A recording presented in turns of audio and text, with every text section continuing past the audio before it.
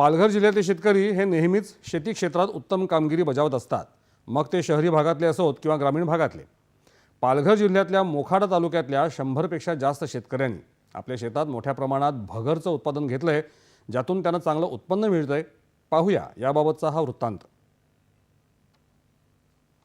उपवासासाठी भगर आणि त्यापासून तयार केलेले विविध पदार्थ हमखास खाल्ले जातात।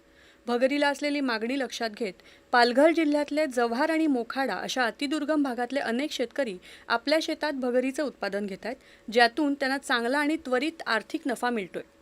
वरई या पिकालाच चीना, वरई, वरी, भगर अशा विविध नावांनी संबोधलं जातं। हे कमी दिवसात लवकर वाढ होणारं असं पीक आहे। वरई या तृणधान्यावर प्रक्रिया करून त्यापासून भगर तयार होते। त्याला इंग्रजीमध्ये स्मॉल मिलेट असं म्हटलं जातं।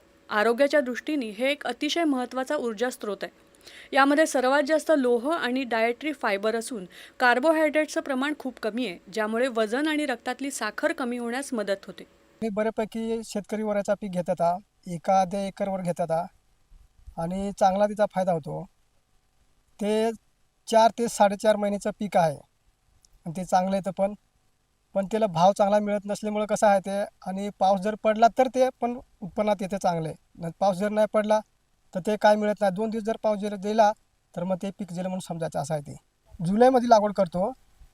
जुलैमध्ये लागवड केल्यानंतर आपण हे फक्त 4 महिने, 4च महिने, जास्त महिना चालते, 4च महिने चालतं, एवढं फक्त महिने चालतं ते। नंतर मग ते आपले हे काढणी झाले का ते लगेच मग असं मळणी करून आणि मग ते मळणी झाले का ते बाजारात विकायचे।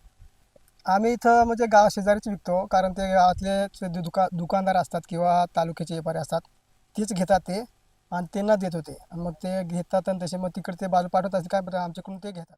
जिल्ह्यातल्या मोखाड्यासारख्या डोंगराळ भागात राहणाऱ्या आदिवासी समुदायाचे शेतकरी नियमितपणे पारंपरिक पद्धतीनं भगरीचं उत्पादन घेतात। जुलै महिन्यात वरई म्हणजेच भगरीची पेरणी केली जाते। साधारण 4 महिन्याचं हे पीक असून नोव्हेंबर महिन्यात या पिकाची काढणी केली जाते। तयार झालेली वरई शेतकऱ्यांच्या शेतातून व्यापाऱ्यांच्या माध्यमातून बाजारपेठेत पोहोचते।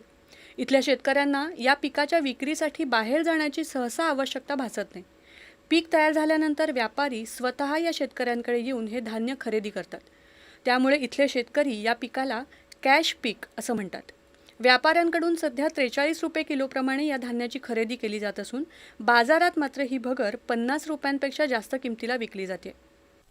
आम्ही इथे वरई हे पीक घेतोय। आमच्या इथं जवळजवळ कमसे कम 120 शेतकरी आहेत आणि प्रत्येकी 1 एकरच्या आसपास शेती करतात। आणि त्याचबरोबर काही पिकं आहेत, नागले असेल, उडीद असेल, तसेच आमच्या इथं भात आहे, काही वरई आहे आणि त्याच्यानंतर कुळीत पण घेतो। आणि एवढे पिकं आमच्या इथं आंतरपिकं म्हणून घेतले जातात। आणि वरई हे पीक आमच्यासाठी म्हणजे याच्यासाठी आहे का शेतकऱ्यांना थोडेफार पैसे मिळावे, आणि त्याचा आता सध्याचा जरी बाजार बघितला तर 43 रुपये किलो आहे, हा व्यापारी बाजार आहे।